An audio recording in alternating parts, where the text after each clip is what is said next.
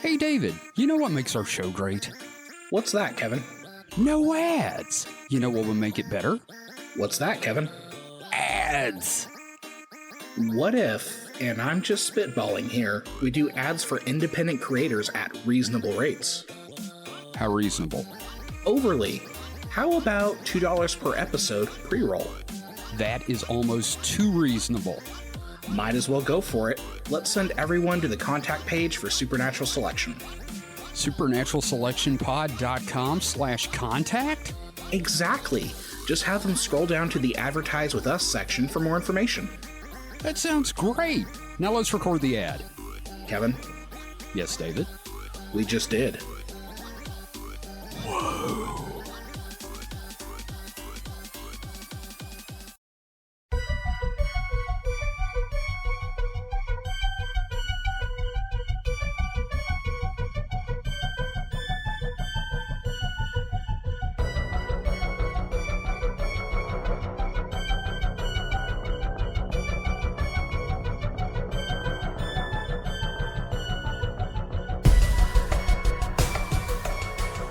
Ladies and gentlemen, welcome to Supernatural Selection. I'm your host, Kevin the Bastard. This week, it is Weekend Weird Special Report.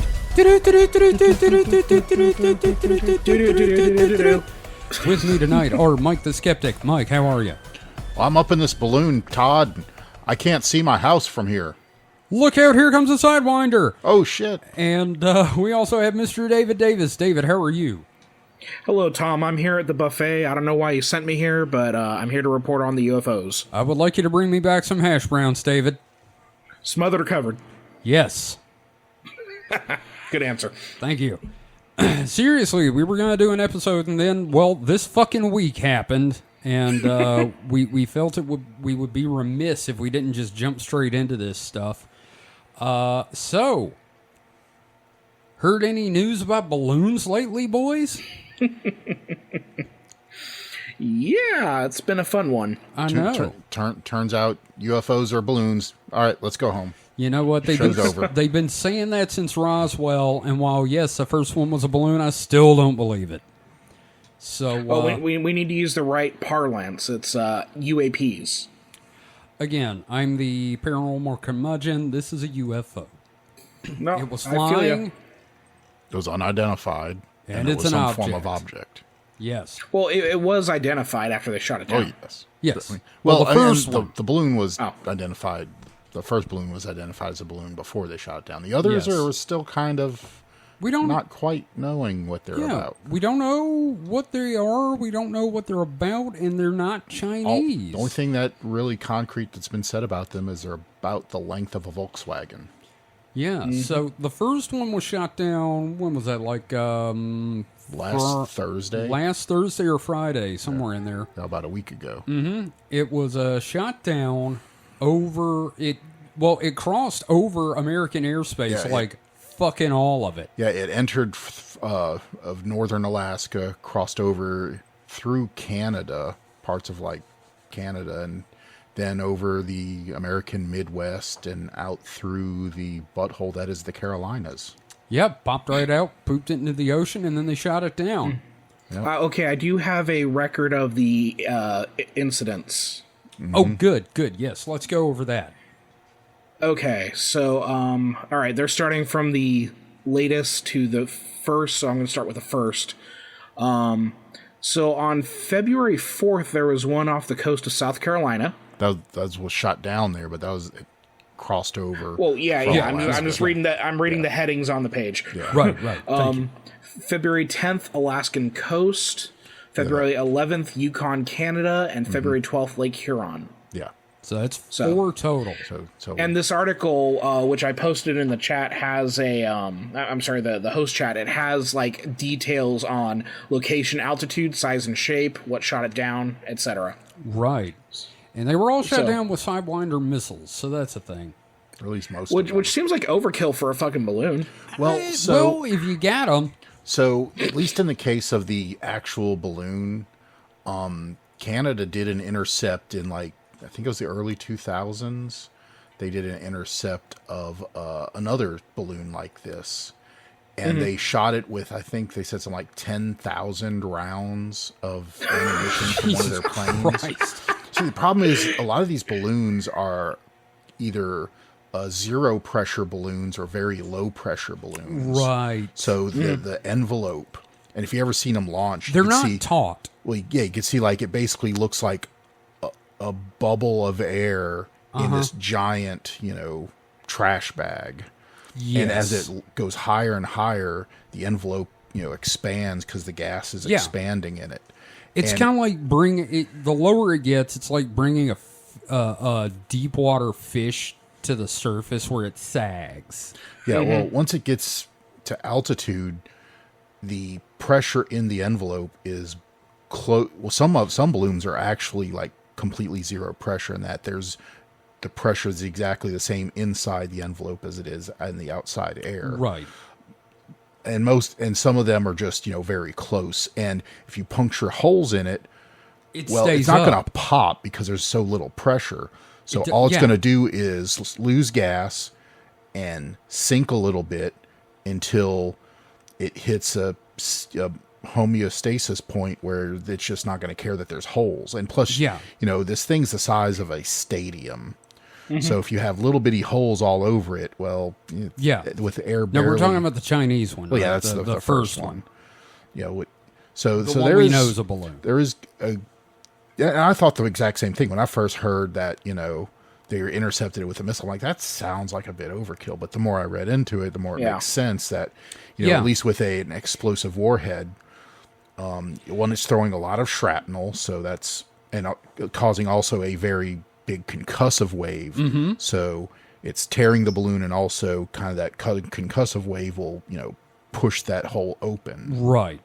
And in the case of the footage from the first balloon, I guess we'll just call it the Chinese balloon because it's the only one we know the actual origins of so far. Yes.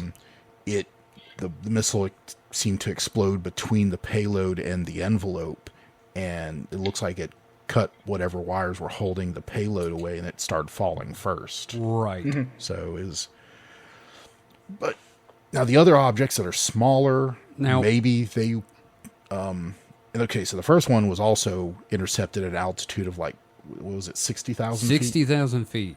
Yeah, Which Yeah, is 60,000, higher yeah. than your typical airlines. airliners usually run 30 to 40,000 feet. Right. And it says 60. These other objects have all been around 40,000 feet, so they have been. And they pose a danger to Air air travel. traffic. So Yeah. now I do The want- latest sorry, go one, ahead. the latest one was around 20,000 feet. Yeah, Ooh, even then, that's okay. still. Yeah, it's pretty still low. danger. I mean, you've got Oh, yeah, like yeah. non-commercial flights go that low. Mm-hmm. Like a Piper Cub, Yeah. Mm-hmm. I think they're like 10 to 20. a single engine civilian or general aviation, not civilian, but generally aviation aircraft. I think they usually top out about, if they don't have any kind of like, Pressurization. well, pressurization or forced induction of the engine, they usually top out at 15 to 20,000 feet Right. altitude. So, yeah, all They of have, these were in bad spots to be caught in. Yeah. Now, I do want to say that the balloons, these, it's like the weather balloons that you see. They look like upside down nut sacks. Or kind of jellyfishy. Sure, yeah, that too. I kind of like my nutsack analogy, but still. See, I don't see a nutsack and a jellyfish looking identical at all. Well, it depends. I mean, what's wrong with on- your nutsack, dude? Do we want to go there? No. Okay. I There's not, prefer not there to. weren't enough hair on the balloon for that. Yeah, that's Right, true. exactly. Yeah. Not enough wrinkles. God. Oh, so the first one again, Chinese balloon of some type. They're saying no, it wasn't a spy balloon. It's probably a spy balloon at that height. I mean, not necessarily. I'll still reserve.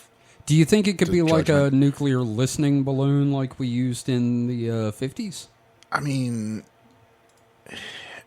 anything's possible. Probably not, because that satellites really do well for that. Sure. If it was any kind of actual spy balloon, more than likely it was either be some form of camera platform because, it being dramatically closer than Right. satellites just means you can get better resolution photos. Right. Or some form of signal intelligence, which could be trying to get either, Oh, recording radio. which Yeah. you can do from orbit too, but if it's It's trying, easier in the atmosphere. say if it's trying to get between, point-to-point communication, say, Yeah. intercept lines of communication from the ground to, say, a satellite without, Right. whereas, trying to get that from a satellite, you'd be maneuvering a satellite Around close, a and you'd be like satellite. tipping off the, us that Yes. you're trying to pick up our shit. Which this whole situation is really letting me to understand how useful balloons are in this sort of thing. Oh, I mean, you don't think about balloons being used that often, but heck, any orbital space launch, they're sending up weather balloons to judge how the upper atmosphere winds are doing. Fair enough. Usually they don't have like a payload. They're just basically, watching the balloon. Right. Maybe they'll have like a transponder or something, but a lot of Now, times now they're these just- balloons, the like for example, the first one. Right. Now, this is probably going to be really a stupid question, but that wasn't helium, was it? yes, in general, was. your high altitude balloons are helium. Because it's Okay. got to be lighter than air so it can get that high. Yeah, I mean, Think of all the helium that just got wasted. yeah, I mean, yes, yeah, But helium. I don't know because they're having a hard time filling helium orders at Dollar Trees for those balloons they sell. Yeah, but that's here in the U.S. Well, Okay, so okay. an interesting fact about helium is it's so light that we can't harvest helium out of the atmosphere because any helium released into the atmosphere actually leaves the atmosphere Because it into goes space. straight out of... Yeah. Because it's gets so lo- light. Yeah, it gets lost into space. Man, aliens are going to be coming here and there's just going to be this orc cloud of fucking happy birthday balloons surrounding the Earth. It'll literally sound like that part of Purple People Eater where the alien actually talks. Oh, yes. I want to join a rock and roll band. We've come to conquer you. Nobody can take you seriously.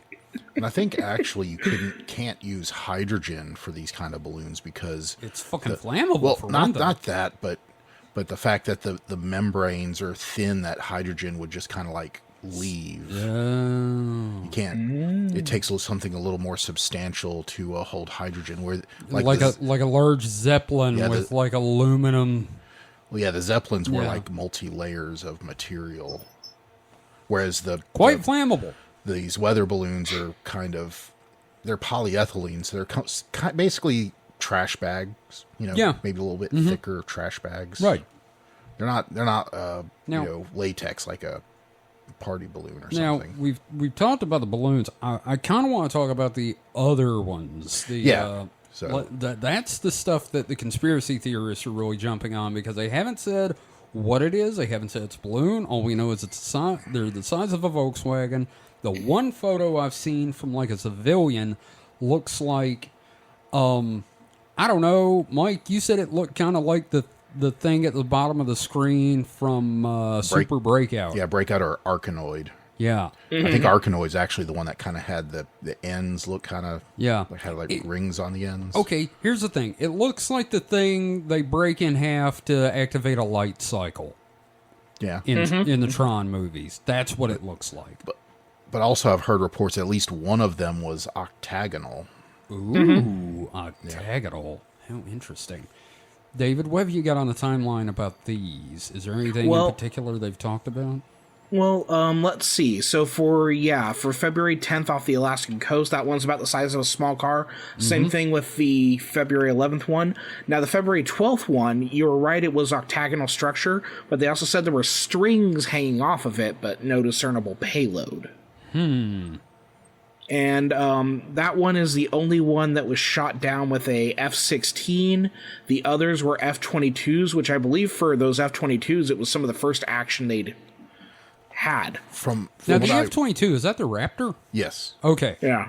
but I think I read a discussion where they were discussing that, and I think there was like a Syrian air-to-air kill. But yes, Okay. but Okay. it is probably kills 2, 3, and 4 for the airframe. Yeah, so some people were suggesting, because I was following discussion, people were suggesting that like the pilots were going to get balloons tattooed on their kill markers or get little balloon. It's very funny. I saw a picture of one with a balloon, but I'm pretty sure it was a Photoshop. Yeah, but like I hope they do that, because that's pretty funny. That like I would definitely, and I'd have like a party balloon, or like a balloon dog. Yeah, but they were all the same missile, the AIM-9X Sidewinder. But I mean, that's what they're armed with. Well, so and explain why they used a Sidewinder. So the AIM-9X, well, the X just means it's like the newer version. Needless to say, we've been talking about this at work. So the AIM series is just the America's air-to-air missiles. You have like 7, 9, and there's a couple of different other ones. But the 9 is kind of one of the oldest like types. It's a heat-seeking missile. It's very thin, small, very relatively inexpensive. I think they quoted the current price is like $400,000 per missile, dollars that is. It's a lot to pop a balloon. It works because a lot of the other missile types are either radar guided or optically guided, whereas the AIM-9 being infrared, it tracks heat. It's called a heat-seeking missile for that reason. But it doesn't have to be a hot object, really. It looks for temperature variation. Yeah, it just has to be something hotter than the background, and a balloon in the sunlight will have a good bit of warmth to it. So, and also being the air-to-air missile is also not really designed to hit the target and kill it. In fact, most of the time you want the missile to just barely miss, and the warheads are designed to blow out and throw shrapnel in all directions, or sometimes even throw shrapnel in a particular direction and achieve a kill that way. Yeah. Okay, see, I always wondered about that. Interesting. Yeah. So I do have another article that I just have a couple sections I think that are relevant and can kick off some stuff for us here. This is from the article, What Are These Mystery Objects That U.S. Fighter Jets Keep Shooting Down, from space.com. Right. It's published about 3 days ago, so it's about as up to date as anything we have right now. Right. Okay, this section's called Low Information Zone. It'll be linked in the show notes. Balloons are a common source of pilot reports for UFOs/UAPs. West said, for example, a wayward balloon is the likely explanation for the famous Go Fast UFO video released in 2018, which seems to show an object moving at high speed over the ocean, but actually shows a much slower object. We had talked about that when we had covered... That's not the... Is that the Tic Tac video or the Nimitz video? Let me open it real quick to check. I mean, I know the one you're talking about. It's an object moving over the water, not the one being tracked in the sky. Yes, that's the one. The one that, So, UFO reports emerge, he said, from low information zone, or LIZ, the set of conditions where an object is just too far away, small, fast, blurred out, or out of focus to determine what exactly it is. A quote from this gentleman, NORAD's radar has always had a significant LIZ where radar returns of low quality or that resembled birds, balloons, or other airborne clutter have been filtered out as distractions to the primary mission of detecting incoming conventional aircraft and missiles. That's understandable. So the furor over large Chinese balloons has prompted NORAD to modify or eliminate these filters to attempt to better capture similar incursions. This has resulted in low information objects being selected from the LIZ for investigation. Many of these will be innocuous items like stray balloons, potentially even of U.S. origin. Some items may be previously undetected adversary incursions, West added. Disambiguating these will represent a significant challenge. Unfortunately, the perceived need to take rapid action will result in expensive and dangerous shootdowns of a variety of objects based on limited information. So, this is all connecting back to, for me, like, number one, we kind of saw this coming when we did the congressional UAP thing, and we had talked extensively about how, like, the major concern is that these are, foreign objects. Not to name names. Right. But yeah, it's just, I think the funniest thing to me now is now it's like, okay, well, we turn off the filter and it's like, oh shit. There's a lot of stuff out there. Yeah. Yeah. Yeah, one of the things they said is that I found interesting is well, we're not saying it's not aliens, but we don't think it's aliens. And I'm like, It better not be. yeah, If they're aliens and we're just like shooting them down, well, fuck them. we're Right. gonna have a bad time. Unless we've had experience with these guys before, and it's like they came, they drank up all our beer, stole all our smokes, and slept with my wife. Kill them. But there's one thing somebody was saying that this is being used as a distraction from the derailments. I've seen that. I mean, that happens every time there's like potentially adjacent conspiracies. Coincidence is the breeding ground of conspiracy. Yeah, well, I mean, it doesn't help that the news cycle is just so. What would you call it? Just Perpetual. not perpetual. It is perpetual. It's flighty. It just. Ooh, what's that? Ooh, what's that? Ooh, what's that? Just jumping It's a back squirrel. and forth. Yeah. So first. Oh, there's a derailment. Oh, now there's some balloons. Next, couple of days will be, oh, look, someone set themselves on fire in a Starbucks. Joe Biden pissed blood. Yeah, it will be just something. Yeah. So it's just, I do have another section here that I think can I think we should cover. So the chatter about balloon shootdowns and the UAP talk has also caught the attention of Robert Schaefer, an author, freelance writer, and skeptical investigator of all manner of bogus claims. The ongoing aerial excitement involving balloons likely means one of two things: that the Chinese have just now dramatically increased their balloon launching activities, or, quote, that such balloons are no longer being ignored, Schaefer said, and it's more likely the latter. He points out that military pilots and other official personnel seem quite clueless about what is being seen. Specifically, he mentions that these pilots cannot explain how objects are staying in the air despite it cruising at an altitude of 40,000 feet, but he points out that, an object that is lighter than air does not need propulsion to remain aloft. Yeah. But he does note that in recent years, Chinese have developed small inflatable drones that could account for some of these. So I think the big takeaway here is it's a number of things. It's not any one prevailing thing. Like, Sure. I'm sure, like, taking off the filter and realizing how much shit we pumped into the air is probably a significant part of that. But, I mean, I imagine, like, every nation has their inflatable drones at this point. Sure. I just wish they were, like, shark-shaped. Right? oh yeah, those. Yeah, the ones, the big balloons that look like sharks with a drone inside them. You just fly them around the house. Well, they're basically little mini Goodyear blimps because they have just little propellers and they're adorable. Oh, I love it. Yeah. But, So I think the current kind of consensus, at least until more facts come out, is that these were probably like either educational or other business or we such.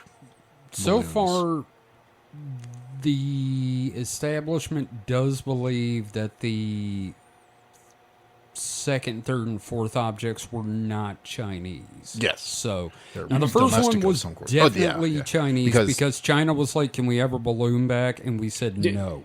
Okay, now, did they also find a piece of paper with a fortune on it? Oh, That's not racist, but it's more like stereotypical. it's not racist, but I don't like it. Whatever it is. Well, here's the thing: you don't even get the fortunes anymore. The last fortune cookie I got had a no, not a crypto ad, a sports betting ad. What the fuck? Yeah. Now my fortune cookies are either ads for crypto with like messages like you should invest in your future, like that's literally what they And give then you. Bitcoin? Or then the other one was like for some sort of sports betting thing, like your luck is going to change or something like that. So again, That's it's just wow. It hurts me. It Wow, really hurts me. man, California sucks. Is that like See- just a small from a small restaurant, or is it like a chain?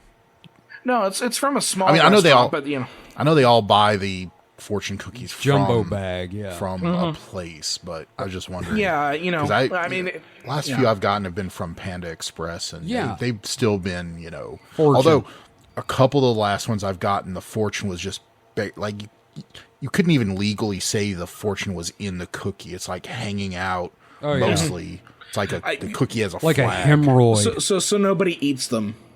Yeah, I don't know probably if because that's somebody probably ate some of the paper, and then there was like, purposeful well, change, what are we? but I Yeah, hate what are we? What are Yeah. we gonna do about this? Because this could get us into legal problems somehow. Yeah. Hey, the last one I got said I was going to die alone and afraid with the scorn of the public. Is that normal?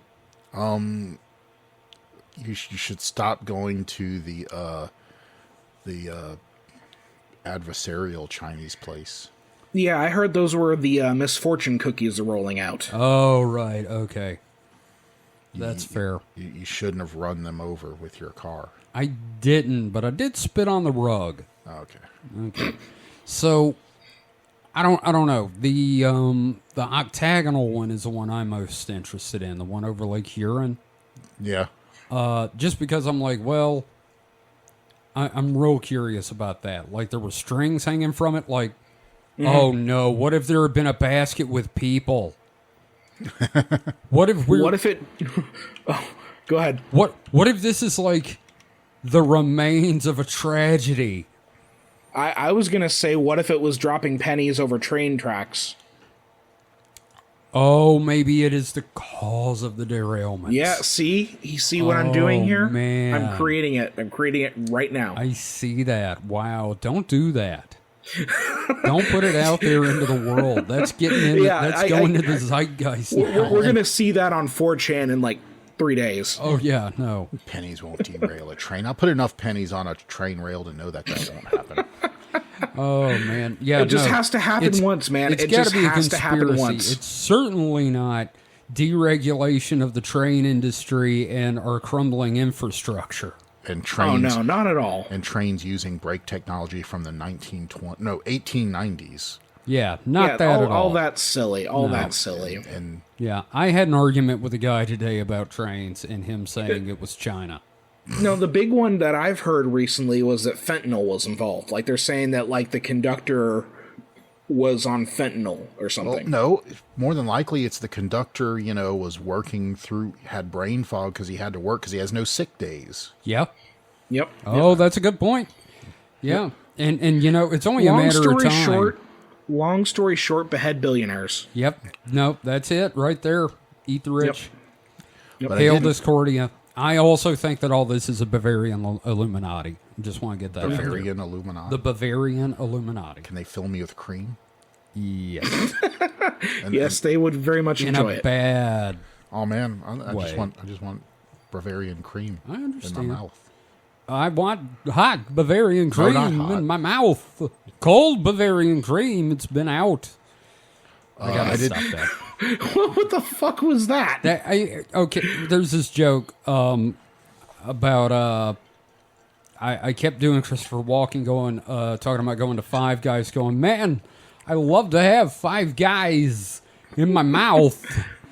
See, The way hot that I always- juices running down my throat.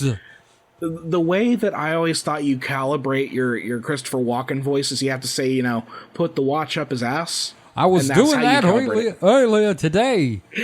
I No, walked around he for sounds 10 Jewish. years with this watch in my ass. No, he sounds like he runs a. Yeah, no, he sounds Jewish. Yeah. Oh, God. Yeah, Yeah. Kevin was wearing a wristwatch at work, and he had a pocket watch on. It's Hey. like, so you have two watches. He's like, oh, I have a third. I'm like, oh, is it up your ass like Pulp Fiction? I was like, yeah, I'm walking it. Oh wow. Yeah. But no, in my ass. one more thing about the balloons. Yeah. On one of my friend discords, someone, not exactly rickrolled, but posted a link saying, here's a new picture of one of the newer balloons that were shot down. And so I clicked the link, and it was a picture to the fifth angel from Evangelion, God damn it. the diamond-shaped one. Yes, I'm familiar. Thank you. I was like, oh, we're fucked. when I saw that. It is going to be funny if this is like the shitty version of Evangelion. It's They're just like easily shot down, but this is how the what was it? This is how the first impact happens. yeah, we just kept shooting down we keep shooting down the cherubim, and then they send the Nephilim. I don't know. I'm just waiting for Ultraman to show up. Oh yeah, no, Ultraman will save us. No, Ultraman is One of Airwolf. those balloons was a guy taking the kaiju to the monster graveyard, and suddenly we're gonna have Ultraman running around. Awesome. I'm looking forward to that because Ultraman is Airwolf. All right. Well, so we're going to keep an eye on this, see if any more balloon things happen in the future. I really would like to see a F-22 up close. So should I launch a balloon just so they You can know. fly by and shoot it? Somebody said if you want to have your own air show, they were selling balloons by the bag. Now, my favorite thing going around, my favorite meme going around with all the balloons was it was some dude sweating and said something about the Goodyear pilot. Yes, getting ready for I the saw Super Bowl. that. So we do have a little bit more news here. Mm-hmm. And I'm going to go first this time because this is relative to something we talked about last week. Everyone, do you remember we talked a little bit about the Black Panthers here in Mississippi? Mm-hmm. Mm-hmm. Magnolia State Live, published 7:50 p.m. Wednesday, March 8th, 2023 by Magnolia State Live. Way to not give your writers credit. Nearly 30 more people submit Mississippi Panther sightings. In your fucking face, Mike. Yeah, buddy. It's just big black dogs, that's all. This past weekend, Magnolia State Live posted an article about reported panther sightings in Mississippi. Since then, and yes, I said Mississippi. Since then, there have been nearly 30 more people with panther stories and big cat photos from Sardis Lake in northern Mississippi to Pass Christian on the Gulf Coast. Reports were scattered all over the state, but the pattern of panther reports grouped together in a few certain areas was certainly intriguing. Some of the reports were recent, while others were from decades ago, recollections from childhood memories. But basically, it's not a very long article, but it's a lot of people reporting sightings. I thought it would be like all recent, but apparently not. But there is a grouping on the coast and in northeast Mississippi and a little bit down toward the southwest. But mostly down in that little dick bit that hangs down toward the Gulf. Yep. So, take that, Mike. Yeah, I mean, so sightings are not evidence. Yeah, okay, but eventually, actually, there is a photo of a panther track. It's still not evidence. It's the size of a human hand. It's not definitive. It could. Then again, it could be someone in a fursuit. Oh, God damn it! Yeah, what if it's just just a bunch furries of- out there yiffing? Yeah, it's a colony of furries that are just like, why are people chasing us? Would it You know, be a there colony? are- Would it be a, I don't know. Pack. What do you call a group of furries? A yiff. No, you don't call it a no, God, no. Oh, look at that yiff of furries. What if it's a youth? A youth of furries. I don't know. I imagine they probably call themselves a pack. Probably, but if we would love to know your thoughts. If you want to contact us at contact.supernatpod.rocks or on our Discord, or hit us up on Mastodon at supernatpod at horrorhub.club. What do you call a group of furries? And then also no judgments. No judgments, I don't judge no, furries. no. I just like the idea of just like this pack of furries living in the feral And woods of honestly, Mississippi, let's also running for people. Let's I- also get that separate out. This is for suitors we're talking about. Furries Yeah, are okay, people fursuiters, that are yes. into anthro-style art. Fursuiters are the ones with the suits. I got it. I got it. If they don't already have A name for a group? a name for a group, I have one. What's that? Okay. A romp. A romp of furries. Oh, that's so cute. I like that. A romp, romp of furries. It has no, connotations. Oh my It's- God, Mike! You just nailed it. Dude, Sounds I love kind of it. fun. I love it. I am really proud of you, man. That's great. Okay, well, we need to get that out there in the zeitgeist again. That needs to be out there, not you and your fucking pennies conspiracy, Jesus. But yeah, no, I was like, well, that's synchronistic. That like literally the day after we did the show and before the show went live, the Skinwalker at work sent me this article. We're just calling him the Skinwalker at work, just until he says it's okay to say his name. So, all right. Well, that's my first one. Mike, what have you got? Let's see. I'm usually underprepared. You're over-prepared But, this week, aren't you? No, actually, I'm even further underprepared. Oh my God. Like severely. Like I'm literally looking at stuff right now. And so if you were going to bring back an extinct species, what would you bring back? Oh man, the dodo. Yeah, I gotta say the dodo.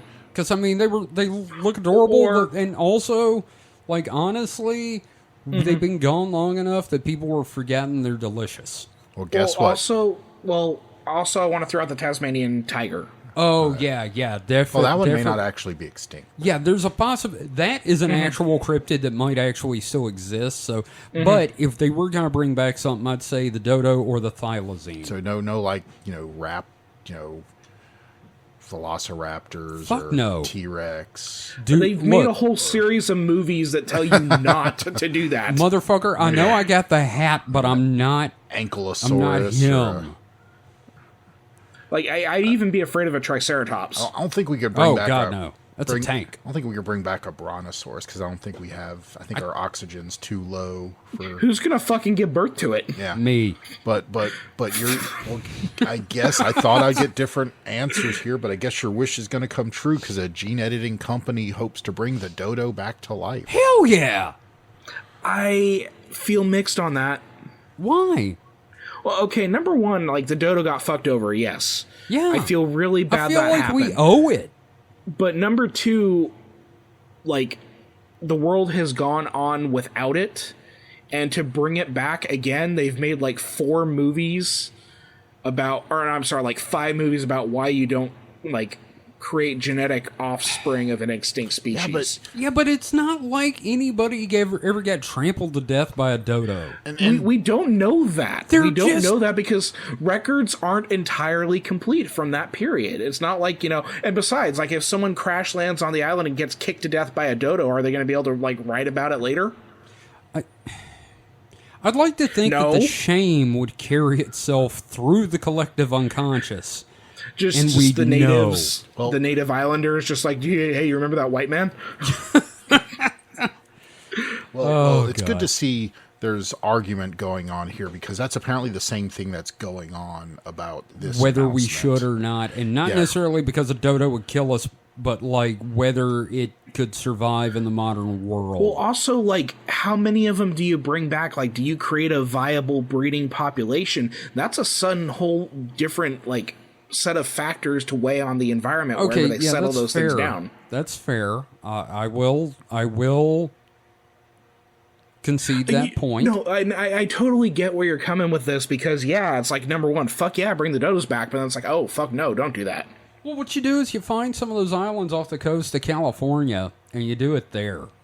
But there are, like, native animals there, and then Yeah. you just fucked up that ecosystem. Okay, well, great. We Don't fucked up fuck every with my other state. Motherfucker, your state's fucking with your state. What are you talking about? Don't put the dodos on the Catalina Islands. Look, I'm just hey, it'd be a Catalina caper. Anyway, my point is, anywhere you put it is going to be a problem. So just pick somewhere, and we or fucked then up the you environment. just don't fucking clone it. Oh, here's a great idea. How about we build a giant park for them? No, Dodo Park. Look, if you're gonna Jurassic use Park. this technology on anything, you should try to do it on a species that is endangered but is still out there. Well, so Okay. Here's one. The passenger pigeon. Why not? You know, the ones that there were so many of them, they blacked the sky. So it's funny you should bring that up, because 2 points here is one, the bird that is the closest related to the dodo that is still alive is in fact the pigeon. Shit. And 2, what was that other point? I was so wrapped up in talking about that point. It was The salmon moose. no, it was the pigeon moose. No, damn it! I always do this. So the pigeon. Yeah, the pigeon. Pigeon's the closest. That's going to related. hurt because dodos were not Oh, that's what it small. was. Being an egg-laying species, it's relatively easier to on the host, or the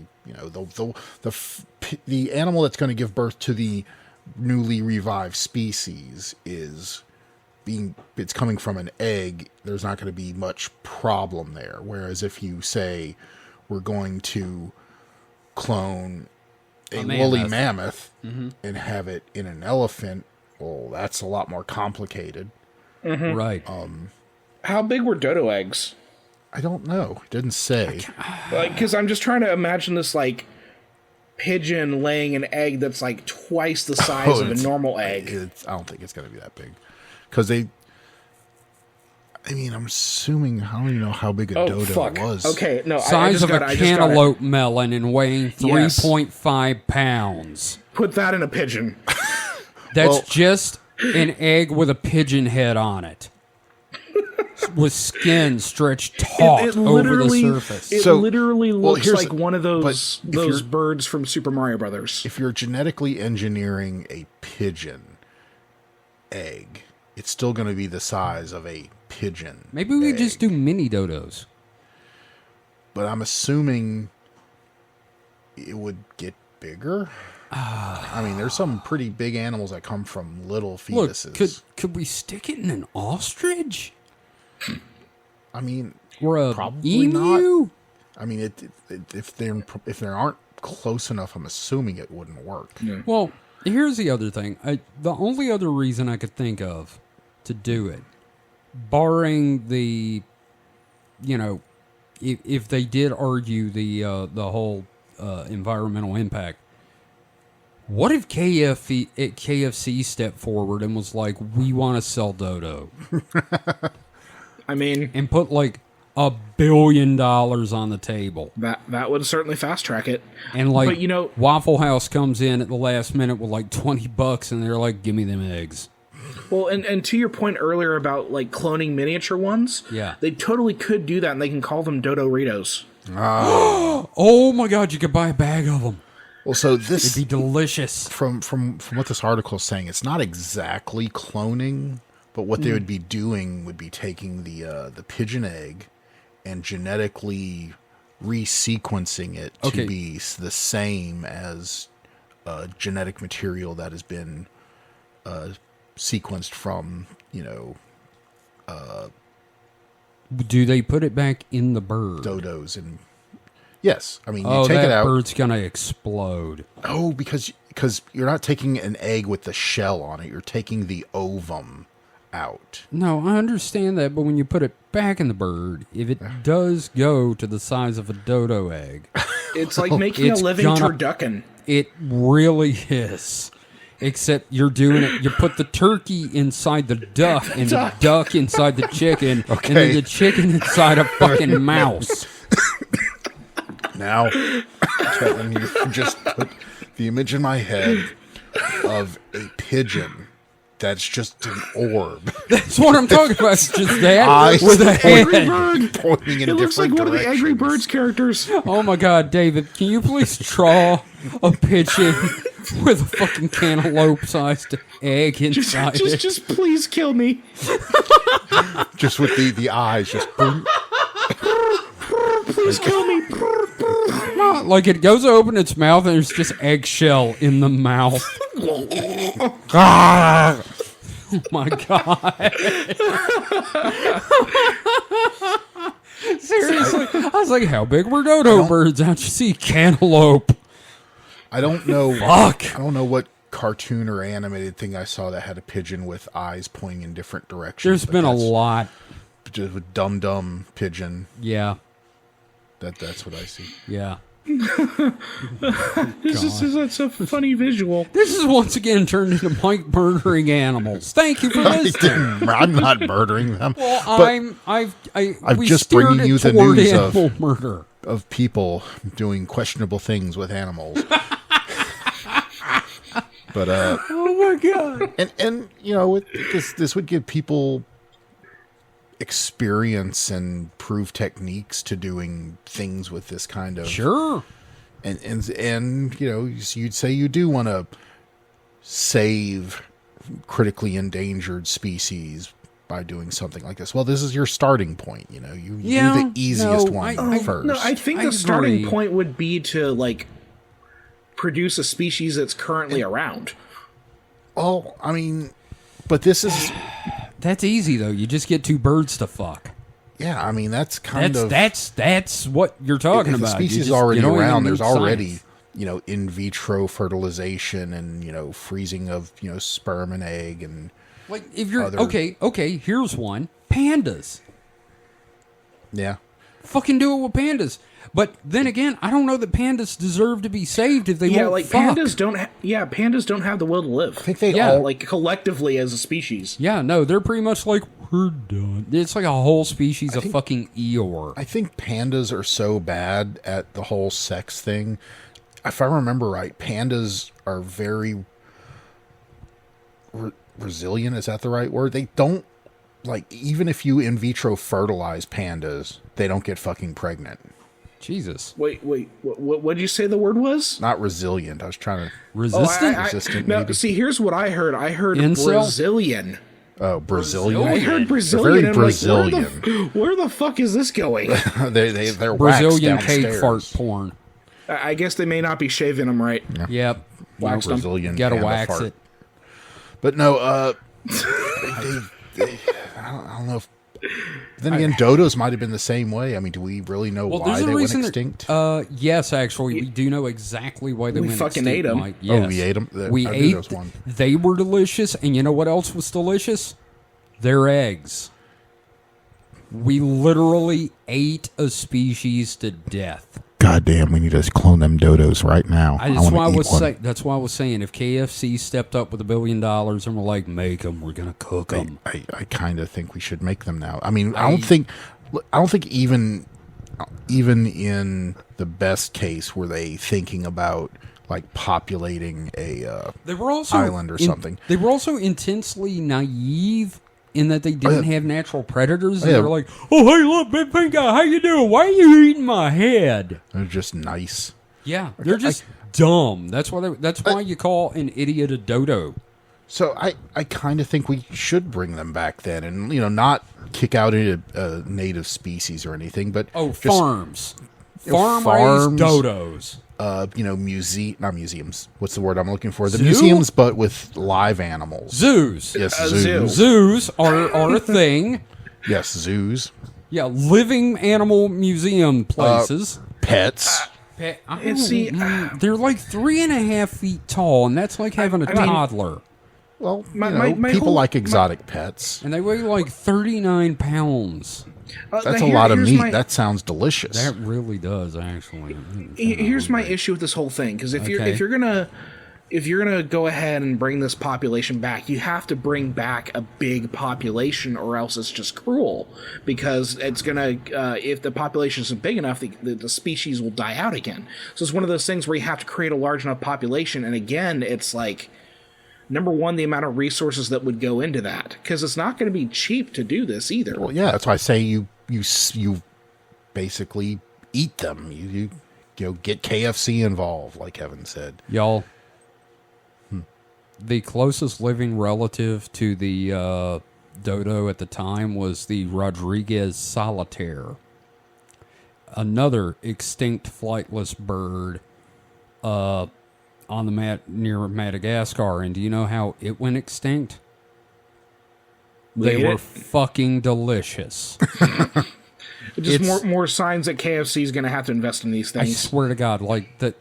It was the only two members of this species which I think should just be called Nummus Nummus because, goddamn, we ate them to death. And so, You know, it would help them out because KFC is going through some shit right now. Yeah, are they? Oh yeah, no, like they're having some real issues. I watch a lot of like business channels, just like weird business news, and I like Yeah. reading about fast food companies and that sort of thing. And yeah, KFC is having some issues right now. so, Yeah. so if dodos are this dumb, they sound way dumber than chickens. That is really, really difficult. I mean, chickens are dumb, but I've seen things where chickens seem to be, at least, I don't know, not as dumb. I don't know. Okay. Are dodos dumber than chickens? I don't know. I think they're just naive. I don't think they're dumb. I think they were naive. No, they were naive because They they just had weren't no scared. experience with man, so they you know, Do they have like no didn't natural really run. predators? No, they didn't have any. Yeah, no natural predators. Yeah, no, So they they- were. I so mean, they they just were had no 3.5 fear feet tall, reflex. and they could probably. They have a giant bill for like breaking shit open, including skulls of their enemies. So you had no fight or flight, really. They just, No, Okay. So they weren't. That's dumb. why they were so easy to hunt. Yeah, it sounds like you just walked up to them with a big old stick and hit them.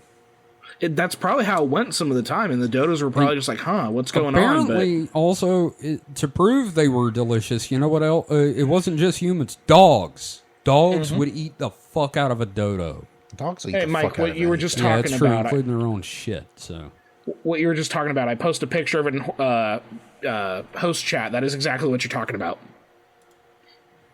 that is Clubbing it. 'em. It is a dude clubbing the fuck out of a dodo bird, and the dodo's just like, "Hey, buddy, how's it going?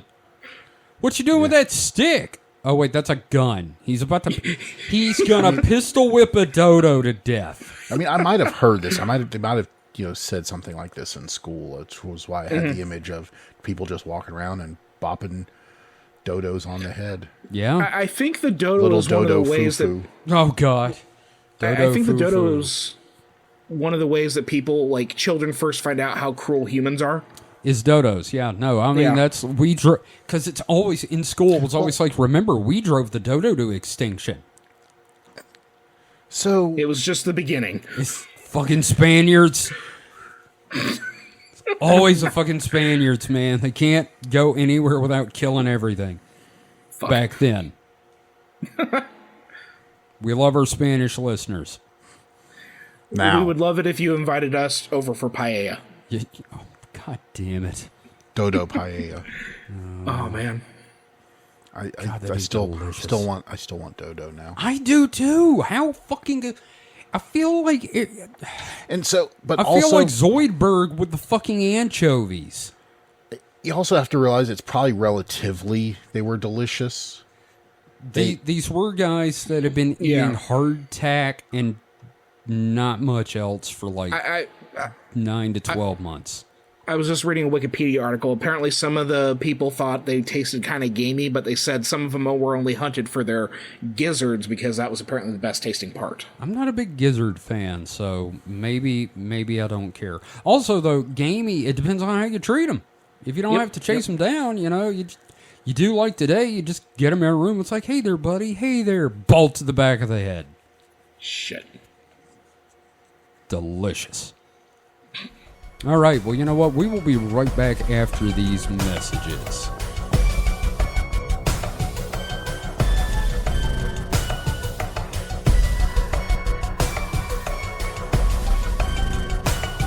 And we're back. And David, you have some more news for us.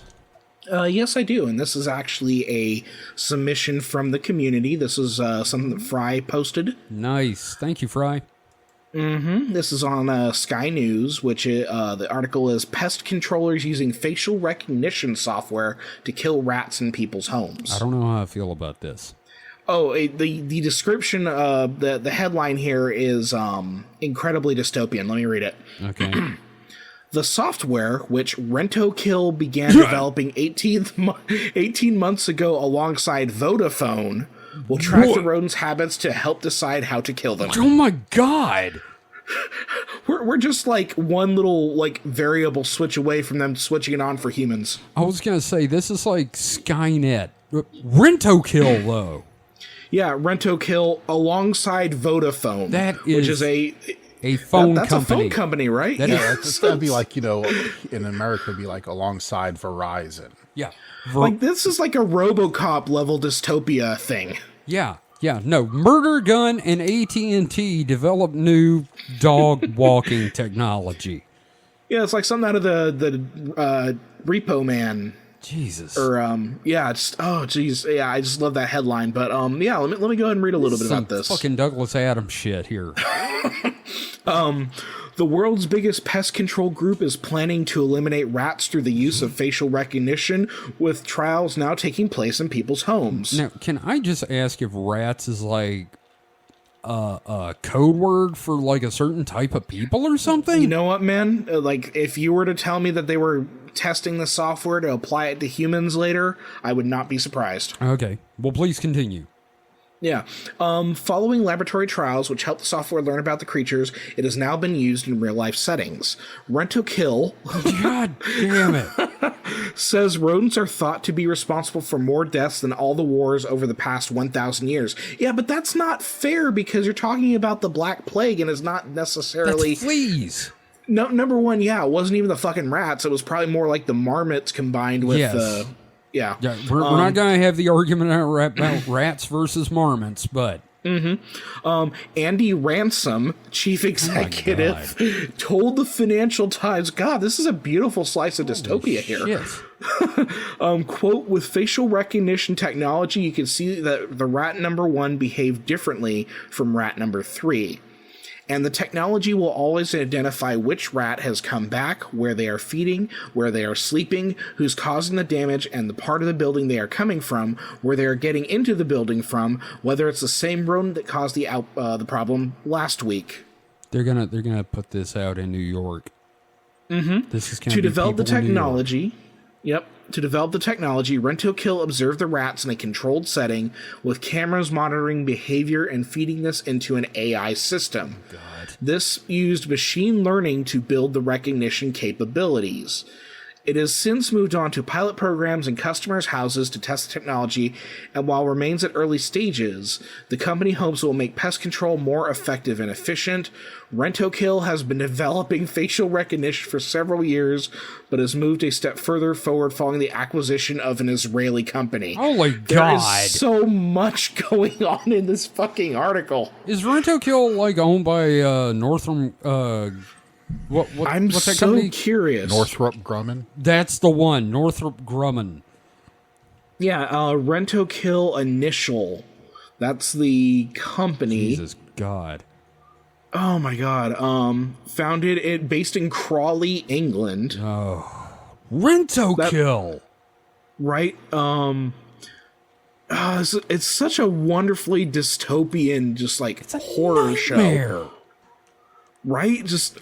And it's just, again, like, you've heard about what's going on with the Bing AI chat right now, right? Yeah, that's a little bit. Didn't it like try to predict the winner of the Super Bowl?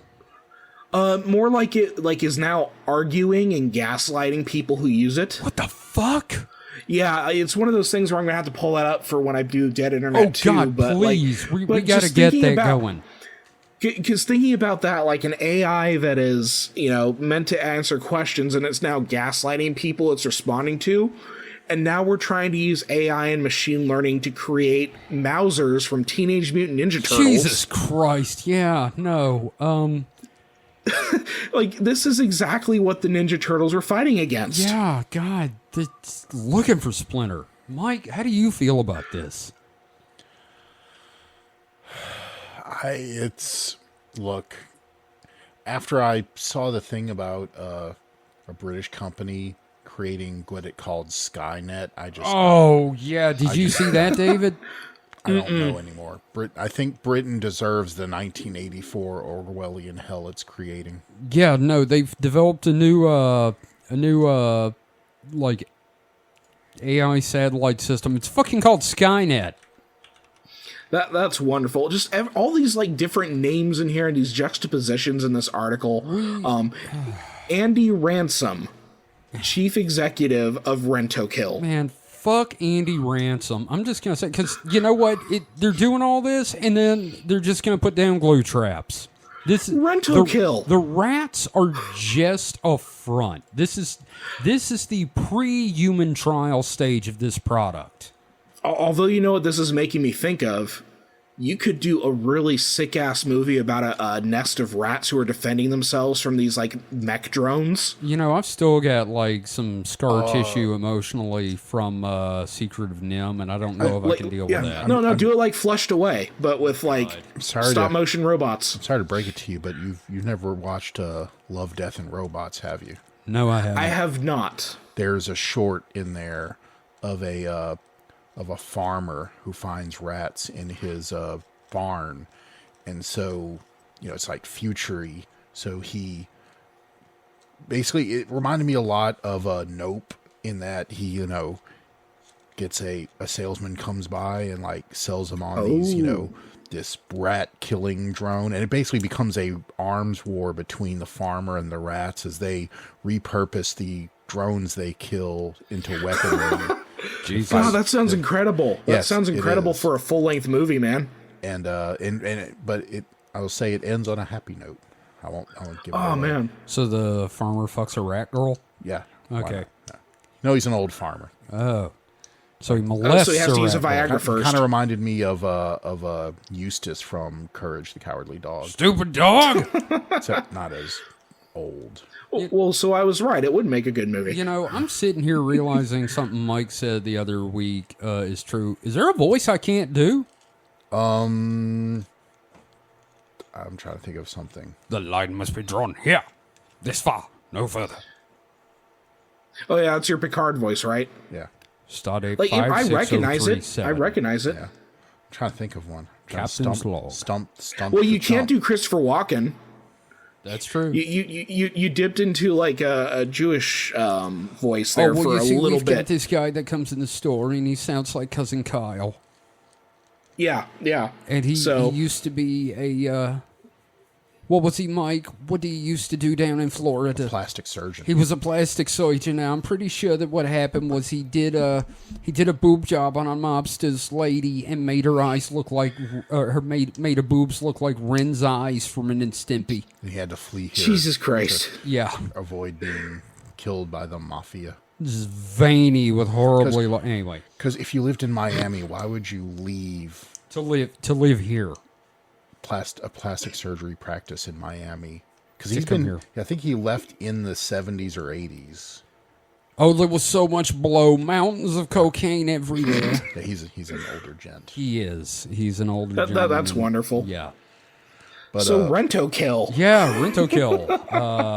God, I couldn't have made that up for a comic and gotten away with it. People would have been like, oh, that's too on the nose. yeah. Oh my God.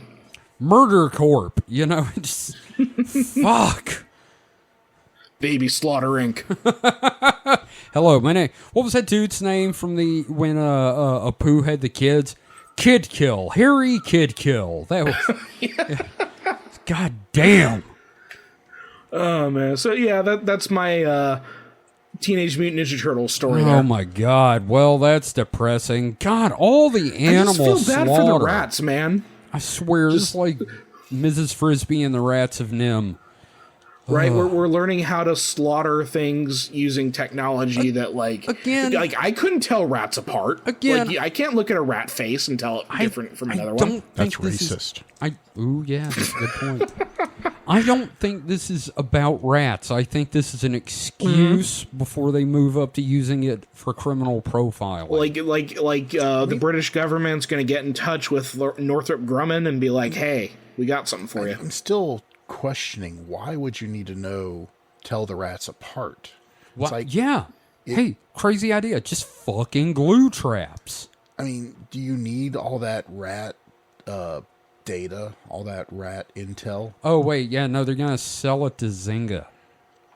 I think if we're going to this idea that like it's going to be used to apply for humans, you could set these drones over a population center and find the right people using well, not right people, but like whoever your targets are. So if you're looking for like You're looking for a type insurgents, of person. yeah. If you're looking for an insurgent, for example, in a foreign country, Right. your drones will be able to fly around and identify them in the crowd. Look, I know. Well, I'm just gonna quote. They're making fucking hunter seekers. Yeah. No, this is Terminator. Fuck. Yeah, I mean, No, it's this only- is fucking Dune. That too, Oh no, it goes back to Dune. These are the hunter seekers, man. dude.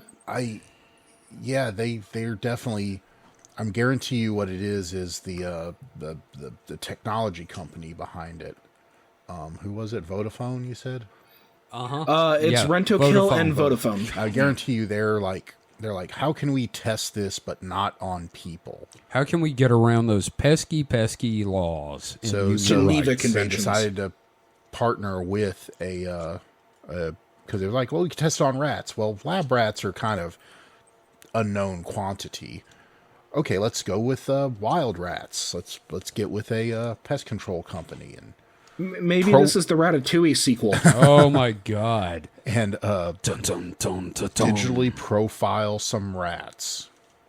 I hate this. I hate everything we've just talked about for the last several minutes. Or maybe they're Like trying to the turn dis- they're trying to turn the rats into consumers, give them their own little Amazon cards, and be able to next day ship them, cheese Like- or whatever they want. Like that's maybe the future is like they'll have these drones that will like come to you and show a little advertisement, and they could combine that with the Sony patent where you have to say the code word from the commercial to make the commercial go away. Because you've seen that patent, right? Yes. God, Little that's person so sitting up dystopian. McDonald's.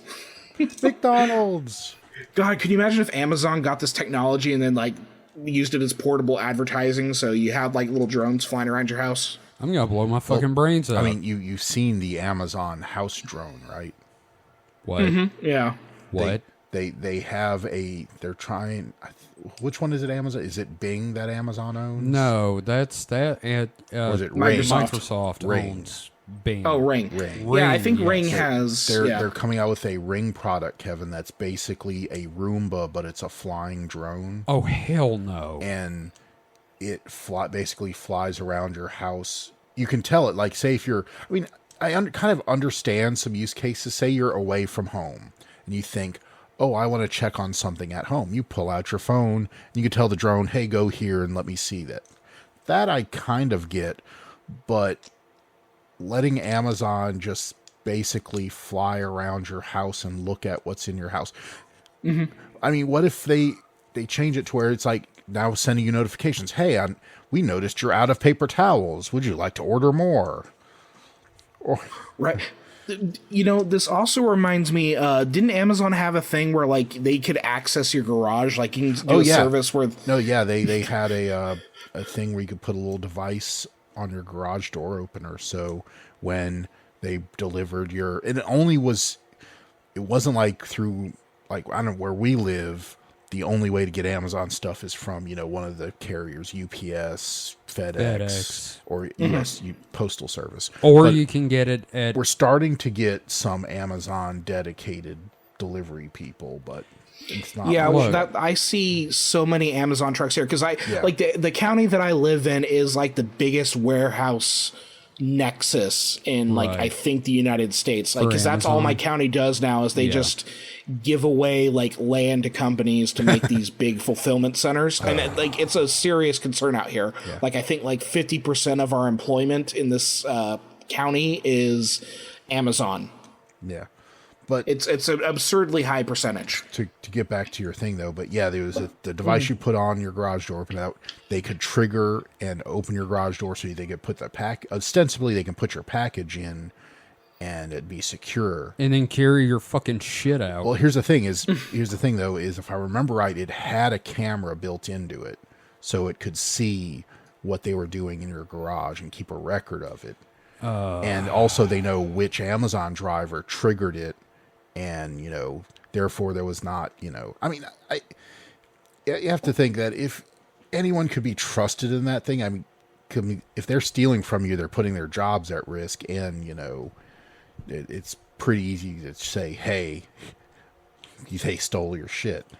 I'm not saying right now that maybe we should have a violent social revolution to like get rid of all this, but like it is popping in my head. And as someone that has had big high ticket things delivered to my house, that kind of sounds appealing. Sure, but also that's a camera that belongs to Amazon pointed in your house. Well, it's pointed at your garage door, but yes. Don't care.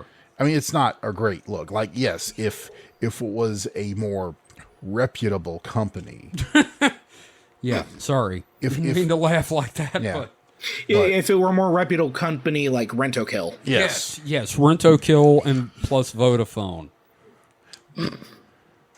Maybe they'll like have a strategic merger here, so they could be either. I thought you were going to say a strategic murder, and I'm like, that's kind of what they're trying with rats. But it'd be like Rent-A-Kill or Vodakill or Vodakill or Rentophone. Rentophone. Yes. Yeah, I'd prefer it be Rentophone, to be honest. At least I could not tremble in fear. I would just have to wonder how the name Rent-A-Kill came about. And they are the world's biggest pest control group, apparently. Jesus Christ. Well, there you go. You can rent us to kill people. Or animals, sorry. My bad. I mean, I guess it just comes from the fact you're paying them. Yeah. I mean, when in America here, when you say rent, you think of something you are paying monthly for to keep. And when here in Or America, live in. when you hear kill, it means to murder something. Oh, sometimes. So, all right. Well, now that we've covered that bit of dystopia, you don't mind if I go? There's a on lot with of it going around, man. Yeah, a lot of it going You mind around. if I go with my next one? Sure. Please. Fire away. All right. This is from MysteriousUniverse.org. Of course. Article is actually by Brent Swanser, who I've heard of from the show Mysterious Universe. Stanley Kubrick, The Illuminati, Eyes Wide Shut, and a Conspiratorial Death. So, it's a long article, so I'll summarize. As you guys are well aware, there are a lot of conspiracies about Stanley Kubrick, starting, most notably, like we talked about in the Moon episode, about Kubrick filming the fake moon landing to get a leg up on the Russians. Mm-hmm. You remember that, right, Mike? No. I mean, sorry. I didn't hear. I was reading the history of Rent-A-Kill, Oh, okay. which I will regale you with when you're done with Sure. the story. When it comes to my turn again. But what was Right. that again? So we're all familiar with Stanley Kubrick's Yeah. the whole conspiracy thing, him filming the moon landing, and then basically putting coded messages in The Shining, admitting to it due to guilt for his role. That's All one right. of the things that they say he's admitting to. Yes. That's The weird. the other is that he may be conveying secret messages about the U.S. gold standard. Right. Also, 2001 was a dry run on faking the moon landing to see if they could do it convincingly. So Stanley Kubrick was really, really into all this. Like he must have been like an Illuminati or something. Well, it's funny you say that. So He's the nexus of all these conspiracies. I know, and there's a dude on YouTube that loves putting this stuff forward, and apparently his channel is this amazing mix of really thoughtful, well-written, thought-provoking film analysis and just batshit insane conspiracy theory. Are you talking about Robert? Are you talking about Collative Learning? Hang on, I'm looking for Because it sounds a little bit like one of the channels that I watch. I'll see if I can find the name of the channel here in a minute. Oh no, it's cool. But yeah, it sounds like one. Not saying that like Collative Learning is that guy that he's like crazy or anything like that. Like he does these incredible like 1 to 2 hour film analysis topics. Right. But I've seen him dip into some like slightly conspiracy angles, Yeah. especially with The Right. Shining. Yeah. Dude's name is Ager, something Yep, Ager. that's him. That's Okay, him. great. Perfect. That's the guy then. So the basic idea, Mike, Kubrick's last movie was Eyes Wide Shut, which was released in 1999. The filming of the movie is actually in the Guinness Book of World Records for the longest continuous film shoot for over 400 fucking days. All right. That's Stanley. Yep, that's him. He was a taskmaster and an asshole. Mm-hmm. So the movie's based on this novella. I'm sorry, called Traumnovelle, Dream Story by Arthur Schnitzler. Yeah, I got that out. Okay. But the basic idea is couple gets involved with a secret organization like Illuminati-esque, full of depraved sexual shit. All right? So what people think the Illuminati do? Yeah, aside from yeah, for the most part. Like, what people think the Democratic Party is today, minus the adrenochrome. So it's always these weird, perverted sex things. It says a lot about the people coming up with these theories. Yeah, well, it says a lot that, we're not going to go into that. Anyway, point is, the conspiracy is that the movie was Kubrick putting forward what the Illuminati actually do because he was witness to it. And just after showing the film to Warner Brothers, Kubrick died of a heart attack on March 7th, 1999, in his sleep at the age of 77. Which, as most insane conspiracy theorists will tell you, is the most suspicious death imaginable. Because they shot him with a heart attack gun because he got too close.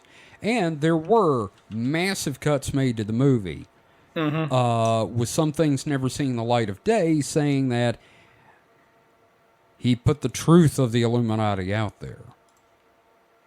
It's all kinky shit in that movie, like, questionably young girls, and crazy shit and all the masks and everything. It is literally, quite literally, all the conspiracy theories about the elites and, it's literally like if you were to show that to a conspiracy theorist and say, like, oh, no, this is a documentary, they'd be like, oh, hell yeah, right on. Yeah, I literally haven't seen the movie in 22 years, so it's a good movie. Anything. Like, I would love to see, like, Kubrick's intended cut. Sure. Like, for sure. Yeah. You're never gonna, but nonetheless. The conspiracy theory is that Kubrick was killed because he was, again, putting coded messages in saying this is the Illuminati. Mm-hmm. But, it's interesting. There's absolutely no proof of it whatsoever, except for that Ager guy on YouTube. Right, because that's what your article was talking about. The problem with the conspiracy and others connected to Kubrick's filmography is that it's all based on very little hard evidence, leans heavily into subjective interpretation, extensive nitpicking, and wishful thinking. Absolutely. And, I mean, that's all of the conspiracy theories with Kubrick, but I just think it's interesting that even his last film, especially his last film, the conspiracy became personal toward him. Oh, they actually name drop Auger in this. Yes, they do. That's why I was looking through there. I was trying to find the name. Mm-hmm. He's got an interesting channel. Like, take everything he says with a grain of salt, just like you should take everything we say with a grain of salt. Oh, absolutely. Do not believe a damn thing I say.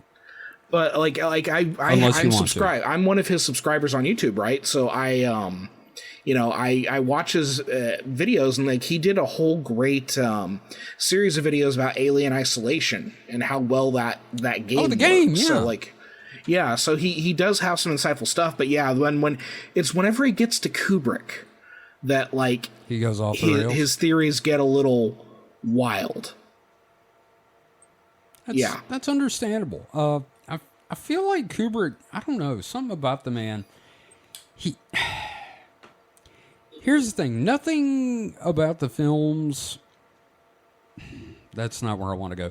The films seem like they are full of conspiracy stuff until you realize that he was just insane. Yeah, like, we really should, like, because I know that we talked about, like, covering, like, supernaturally adjacent movies and connecting them to, like, so Kubrick would be, like, one of the best episodes for us to do because of his, like, how he fuels conspiracy, and that's part and because of, like, how, like when he designed, because I wrote that big old paper on The Shining. Right.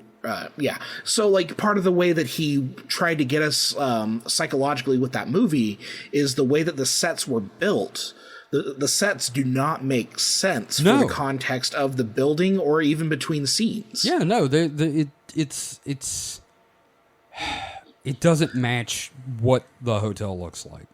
And it's a brilliant, brilliant thing. Like, the thing that always gets me every time I watch the movie, because it's just so fucking disorienting, is when Grady spills the drink on Jack, and then he takes Jack to the bathroom. If you follow the angles of the entrance to the bathroom, like where they take off from in that scene in the middle of the ballroom, that's where they end up in the bathroom. Like, the bathroom is overlaid. It's like they do this, like, circle.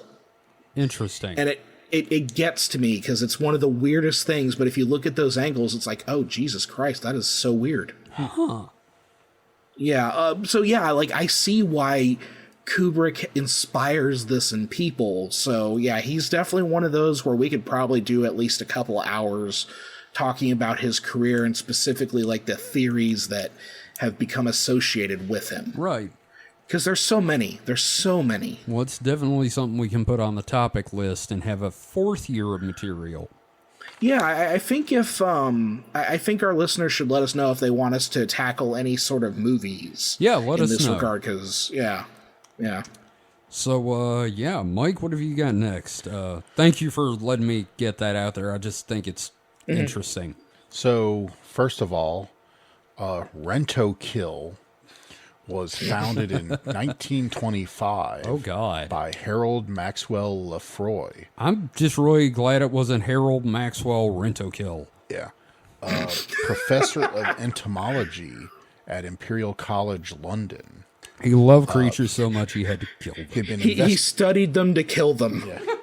I love animals. That's why I like to kill them. He's been investigating ways to kill death watch beetles, which sounds really metal. Yeah. Hang on. I've heard of those from an XTC song. Go ahead. I'm just looking this up. But yeah, so, and he had, Lefroy and his assistant produced an anti-woodworm fluid called Ento-Kill, from the Latin or Greek word for insect, ento, like entomology. That year he tried to register the name Ento-Kill, but owing to existing trademarks, he chose Rent-O-Kill instead. Jesus, okay. This later became the name of his company, Rent-O-Kill I'm sorry, Limited. that's really fucking funny. He wanted to register Ento-Kill, but, like, no, someone already took it. So it's he like took getting poplars. a license plate. Yeah. It's either poplars or tasticles. The founder, Lefroy, was killed in a laboratory when an experiment produced poisonous fumes. So he ended up Rent-O-Killing himself. Jesus. This is... Oh, God. It sounds like Jack Parsons. Oh, my God. Blew himself up. Yeah. Okay, Death Watch beetles are basically wood-boring beetles that can tear an old building apart. Yeah, probably Cause have it to collapse. very Tend to use softwoods and joists. Basically, if it's a building that uses softwoods, they will typically go in. yeah. So, anyway, for my actual story, it's not very supernaturally or anything, unless you want to argue a point, which is I promise I have not been to the UK recently. Okay. But a man in the UK stole a semi-trailer full of Cadbury cream eggs. Mike, if it had been you, I'd be mad that you didn't bring me with you. He was caught though, but he stole. He didn't even steal the truck the eggs were in. He stole another semi truck, drove it to the trailer of Cadbury eggs, hooked up to it, and then tried to get away. Now, were Vin Diesel and Paul Walker with him? Family. And His family-sized cream This eggs. chocolate's for my family. but they captured him on the highway a bit later. But Yeah. unless you want to argue that I was somehow in two places at once, or was, say, possessing the man. Mike, did you buy locate? I don't. I'm not saying I did, but I'm not saying I didn't. I mean, it could have been in my sleep. I mean, it's UK time. Ooh, So, you did a astral projection with a physical manifestation. or possession, Yeah, it's true. You could have been a walk-in. because they were saying the man's name is Joby Poole, 32. That just sounds like somebody that Sherlock Holmes would question. Mr. Sounds Joby Poole. Sounded like he wanted to call $38,000. himself. What's that? It sounded like he wanted to call himself Joby Cool, but couldn't get that name either. Joby Cool. Yeah, it was $38,000 or Jesus. 31,000 pounds worth of Cadbury eggs. Was that like $48,000 here? That's Oh. $38,000. Oh, okay. My bad. I said that first. My bad. But apparently, when they pulled him over, he realized the jig was up, so he calmly, surrendered to the police. It's a fair cop. I tried it. Yeah, that's exactly what I expected him to say. Well, and the thing is, they don't call it the jig as being up over there. Yeah. They call it the whiz fizzle is flackered. So yeah, Oh, I wish.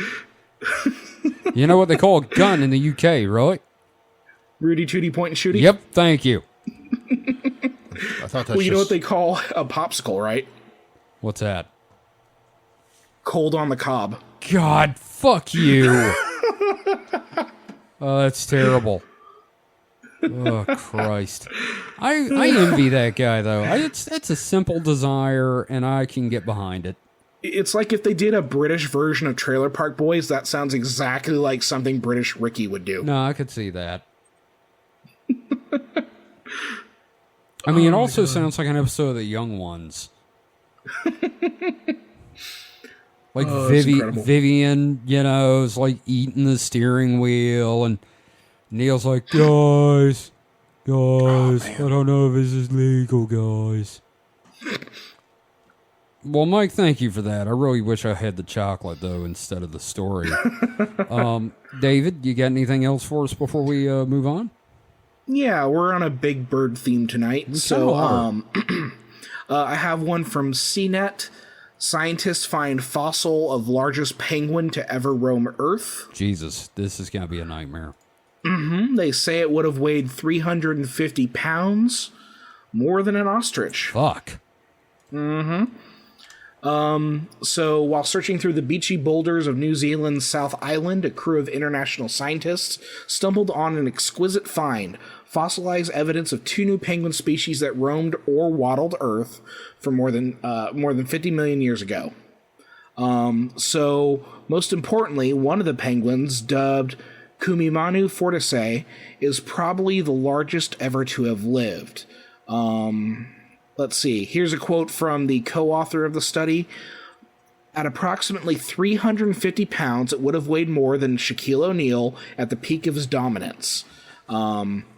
Cambridge University's Daniel Field said in a statement, for comparison, emperor penguins, aka the largest penguins now living, weigh in at a maximum of 100 pounds, according to a release, and a male ostrich, the largest bird alive now, can weigh up to 290 pounds. Damn, this is a big-ass bird.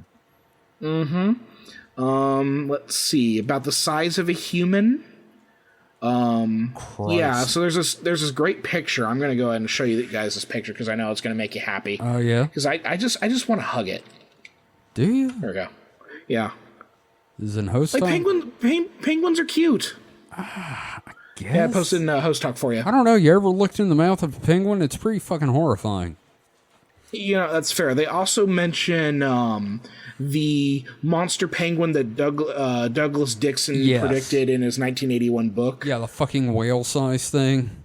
Mm-hmm. Yeah. Mm-hmm. Yeah. Afterman and Man After Man are really fun books. And then the other species, Petrodiptes stonehausae, constituted 5 of the 9 revealed specimens, was only lightly slightly larger than a modern emperor penguin at about 110 pounds.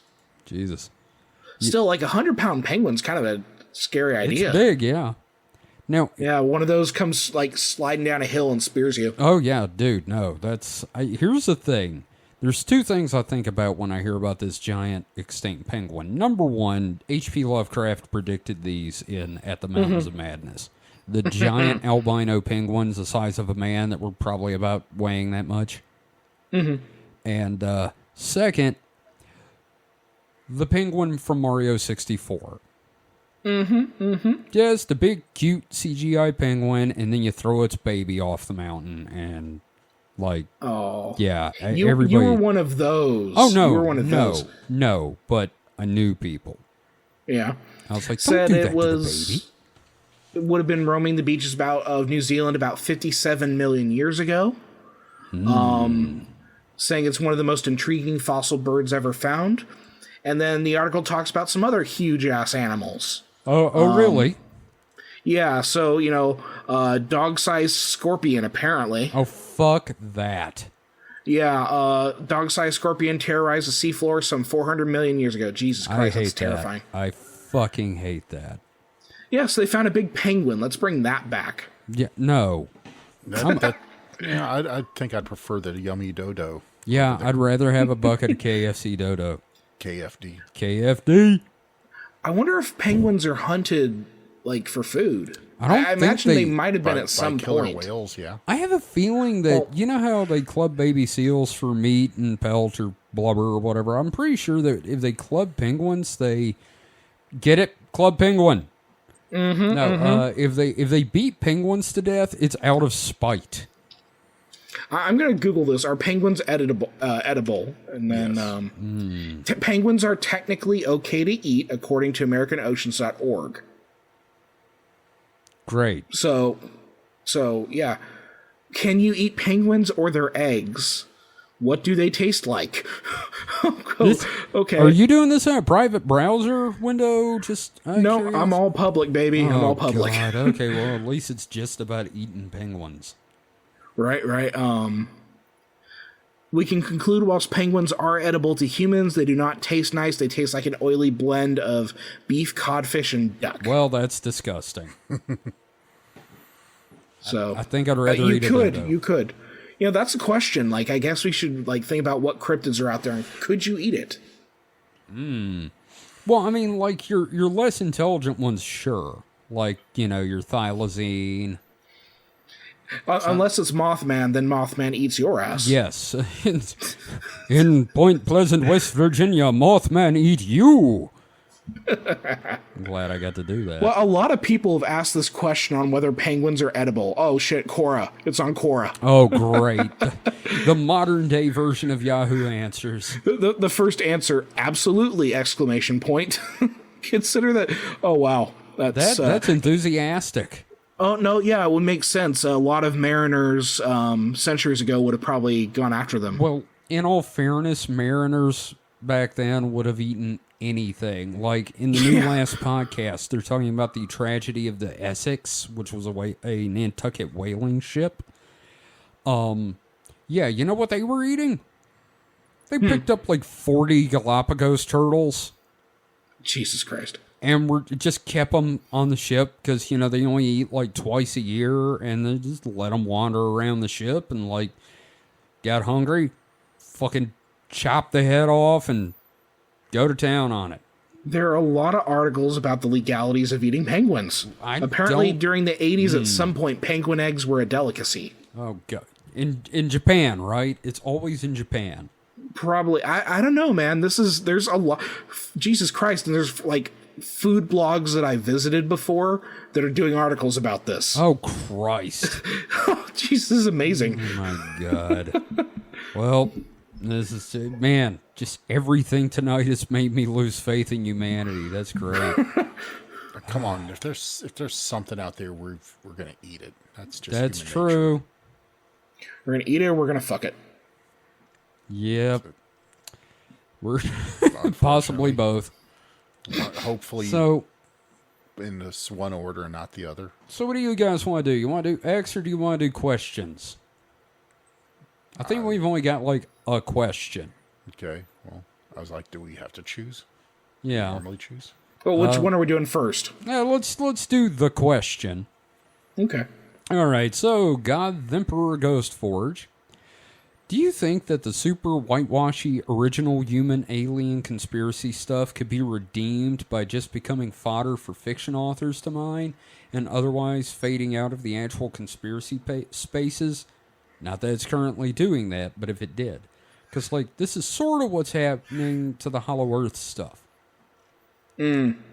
Yeah, like Hollow Earth was a big part of the new Godzilla stuff, which I thought that was a fun little thing. Yeah, no, I did too. And, you know, it's part of, like, the second Iron Skies movie. Because they're lizard people Nazis living in the Hollow Earth riding dinosaurs. So are we talking about, like, in this question, we're talking about, like, the idea that, like, the Nordics or something? Well, you know, the original humans are, you know, brown people are from Earth, white people are from Mars. Oh, we're talking about the days of Enkidu? The what? The alien family you told us about. Enkidu. I thought you said Enkidu, yeah. Enkidu. Enkidu, Yes. yeah. Enkidu. Enkidu. Yeah. But Humperdew. Sorry, I love Preacher so goddamn much. But yeah, no, the whole white people did it because we're from space and better. And yeah, I don't know that there's a way to redeem that, and it has been used in fiction before, and it's always problematic. I still love the term you came up with, David, which was bookstore racism. Oh, yeah. I don't know that this deserves to be redeemed. I don't know. Like, the only franchise I can think of that kind of does it in a way that's not horribly racist and distasteful would be probably Stargate. Okay, yeah, that's also like there's still a lot of shit in Stargate. General. Yeah, I mean, there's still a lot of shit in Stargate that's kind of like, yeah, but I don't know. It's awkward. Like Fifth Element. Yeah, Fifth Element did it again, okay because they were just the Mondochiwa and they're just giant metal U's that wandered around. Well, and then, you know, with the Hollow Earth thing, there's two parts to it, and one part fell off, and that was like the civilization under the earth that had the magic that gave the magic. Shambhala. Yeah, like the whole Helena Blavatsky, whatever that thing that she was into. Yeah, like that's how the Hollow Earth stuff started, I think. Yeah, well, partially, yeah. But yeah, the whole root races thing. Yeah, so like it dropped a real big racist load, which allowed it to be more acceptable. Yeah, and like even now, I mean, you think the Hollow Earth is fading out, but there are still people that think there are survivors from Mu living under Mount Shasta with their third eye and their mullet. You still have people who think the Earth is flat. Oh, God. And again, the hollow flat Earth. The stuffed crust theory. God, it really hurts my fucking brain to think about. I've been reading for pleasure this week, and I haven't had to read anything that hurts my brain like that, so it's been kind of nice, and now I'm sitting here going, fuck. Oh, we can't have you detoxing here, so you're going to have to get back into something crazy. Well, that's okay. I found a book called Dark Matter Beasts, saying that Bigfoot might be made of exotic matter, so we'll be going over that. So, well, thank you for the question, Ghost Forge. David, I think it's time for X to give it to us. Okay, so yeah, I don't have anything particularly great, but I think the discussion's going to be fun. Oh, good. So, this is a picture from Ocarina of Time. Oh, boy. And it's Dampé the Gravekeeper, and it's Link. I remember Dampé. And the question is, where are you on your journey toward enlightenment? Have you pierced the veil of illusion and ignorance? Have you experienced the Godhead? Do you hold your breath while walking past graveyards? So, gentlemen, where are you on your journey to enlightenment, and what is that enlightenment going to be?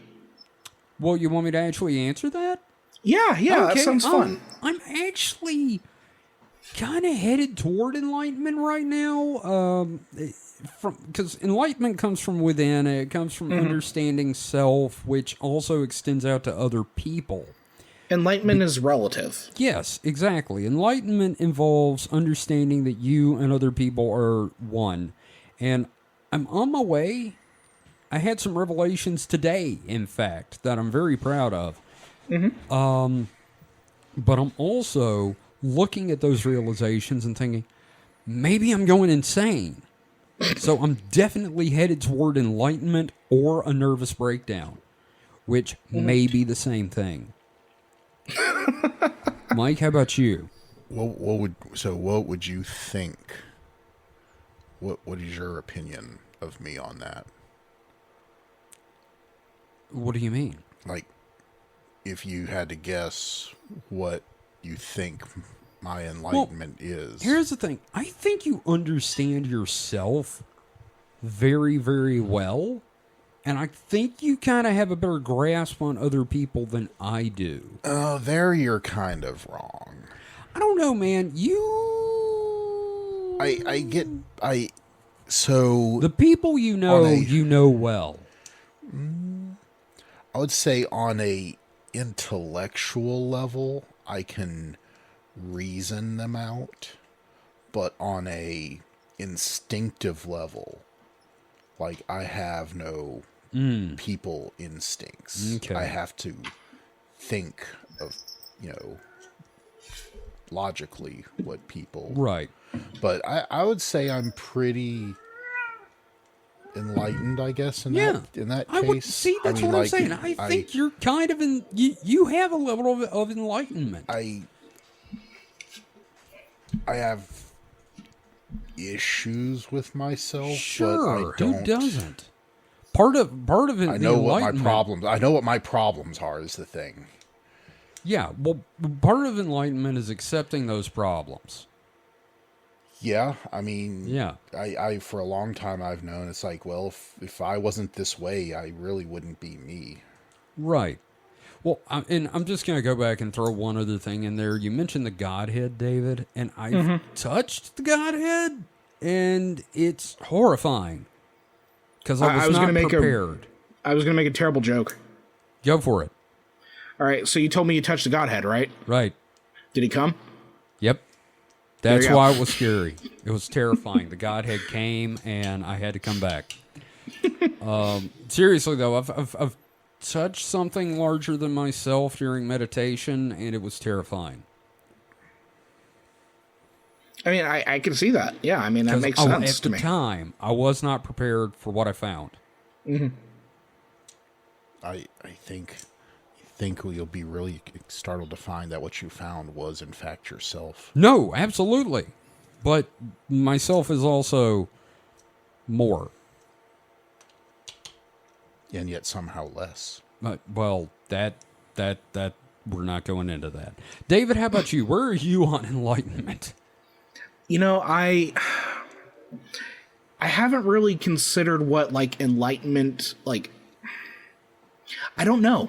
I honestly don't know because I'm so busy trying to keep my head above water in a lot of different regards that I've not had that chance to be really introspective about that thing. But I'm gonna have to. I mean, because I have some stuff that's going on right now that it's gonna fuck me up. You know what I mean? No, I totally understand. I know what you're talking about. Yeah, so it's one of those things where it's just eventually I'm gonna have to really sit down and really think about some shit because I do have I do have things that are really, really bugging me. Um, no, I gotcha. Yeah, I had what amounted to a bad trip at one point. It revealed to me was I am not in a good place. Yeah, I had that too the first time I got high, because I had a brownie the size of my fucking head. Yeah, so it's one of those things where it's I've not even begun to really grasp this question of what is my journey towards enlightenment? Like, Well- what is that journey? How is that journey going to look for me? Like, what is it that I have to do? Because nobody finds enlightenment in the same way if we're thinking about it No. in those terms. Your path is relative to yourself, so Yeah. I've got to figure out, like, what the fuck my path is. Well, one of the other things I'm going to throw out there, and I don't mean to sound like I actually know what I'm fucking talking about for once, but enlightenment is not a permanent state. No. And it is also not permanently lost. No, because You the way will that I'm... attain and lose and regain enlightenment many times over your life. Yeah, I mean, because the way that I'm seeing enlightenment is just an understanding of yourself and an understanding of your potential. And I feel like things... it's an understanding of yourself, which leads to an understanding of others. Okay. That's See, me. like, even then, like, our definitions of, like, what we would consider enlightenment to be are different. But for me, it's like this... Oh, sorry. Go ahead, David. Oh, like, yeah. So, like, for me, it's this idea of, like, what is it, like, how well do you know yourself and how well do you know your potential? And the thing is, like, that changes. Like, once you reach one state, the relative position of all that changes. Right. So, yeah, I don't know. I've not had a good chance to kind of investigate this shit for myself. Well, the good news is you're young. You have time. Yeah, I didn't really think of it until just a second ago. But I will tell you one thing that will fast track your ass to enlightenment. It's being single throughout your 30s. That really gives you a lot of time and impetus for introspection. You know what else will really put you on a fast track toward attempting some form of enlightenment is coming face to face with mortality. Mm-hmm. I'm losing someone causes you to think about your own mortality. And one of the things that really clicked in my head was no matter how old I am, I really don't have enough time to worry about how much time I have. Yeah, I like as a child, I had this really severe like fear of mortality. I've probably talked about it before with you about like staying awake up all night as like a 6-year-old, just freaked out that I'm gonna die in my sleep. Oh, you too? Yeah. And I've gotten better about it, but things have happened now to where it's like I'm suddenly thinking about it again. And it's one of those things where it's like I was able to kind of get used to it, get comfortable, and realize, nah, things are okay. To all of a sudden, it's like, oh shit, I'm going to die. Well, you know, my version of that is I'm going to die. Period. Yeah. Maybe tonight, maybe tomorrow, maybe in 20 years. Yeah. There's nothing I can do about it. I mean, there are some things. Well, you know what I mean, though. Dying in my sleep, there's nothing I can do about that. Yeah. I may as well go to sleep. If I don't wake up, it's not a hell of a... I'm not going to be worried about it because I'm dead. I mean, but in general, most causes, I'd say your majority of causes of, death in your sleep are underlying health conditions that are fairly mitigatable. Yes. Like take care of yourself and, generally, mostly I would assume it would chalk up to stuff like coronary, heart attacks and shit. Sure. I mean, there's other stuff, but I would say the vast majority of it is that. Yeah. I mean, nobody dies of cancer in their sleep. I mean, not suddenly, not without, like not without not knowing it's there. Yeah. Why have I got this giant lump in my head? Oh, I'm Yeah. sleepy. Yeah. Yeah. I mean, not to say they didn't die in their sleep, but yeah, No, it doesn't come as a surprise. Like, it's like, I don't know, nothing was wrong with Bob and he just died in his sleep of cancer. He just caught instant cancer. Yeah, that doesn't I happen. mean, I guess there kind of could be, but you generally be showing more symptoms than just Right. you seem healthy and then you're dead. Yeah. What is interesting, Mike? And I'm just gonna ask this for clarification, and also it's like getting kind of late in my brain's fried. What do you consider enlightenment? I like I said, didn't really consider it until you asked me a second ago, so I was just going off your all's definitions. Okay, that's fair. So, what are some of the responses in X to this? There's literally just a handful of posts, and the only really good one is the answer is Christ. God damn it. Like, there is one other answer, and it's, quote, I've been trying to awaken my third eye. I've never tried it because it was painful. I also haven't done enough research to know if I should be supplementing. So, Okay. not a whole lot there, but I think the discussion we got from the overall idea is more fun. But I do like that, the answer is Christ. God damn it. No, that's one of the things is, I feel like, I don't know. It is subjective. I just feel like, you can read up about it, but like in the end, it's up to you. Mm-hmm. And like one of the things I realized here in the last few days is fear rules my life. Oh, that's Dune. Fear is the mind killer. Yeah, no, or like Dave Ross said in his stand-up, I fucking live in fear. So, yes. So, well, God, that's a very thought-provoking question this time. Damn. Thanks, 4chan. All right. Thanks, guys. So, God, thank you, everyone, for listening. This has been a fun one, and we'll be back next week with a regular episode. David's got a real fun topic for us coming up. All I'm going to say is load your buckshot. We're going hunting for something here in the Americas. So, thank you once again for listening. You can find all of our information at supernatpod.rocks. Get in touch with us on our Discord, discord.supernatpod.rocks, and our contact form at contact.supernatpod.rocks. You can find me on Mastodon at Coda010 at retro.pizza.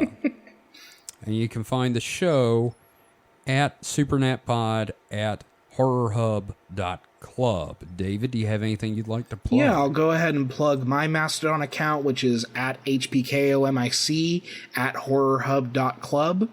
And if you want to have fun on Mastodon, join Hash It Out, which is a hashtag game that's kind of like at midnight.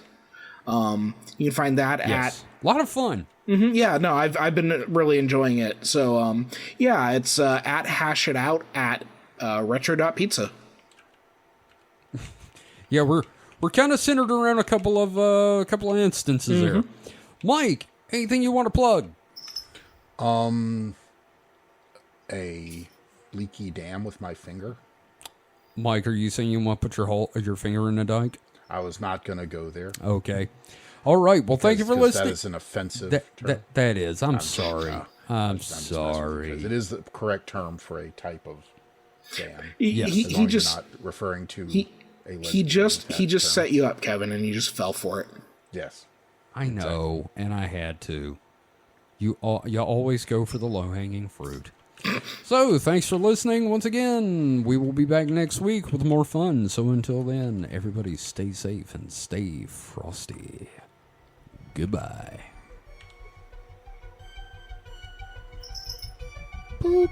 Get me another piece of that KFD. I want that dodo so damn bad. It's gonna be delicious.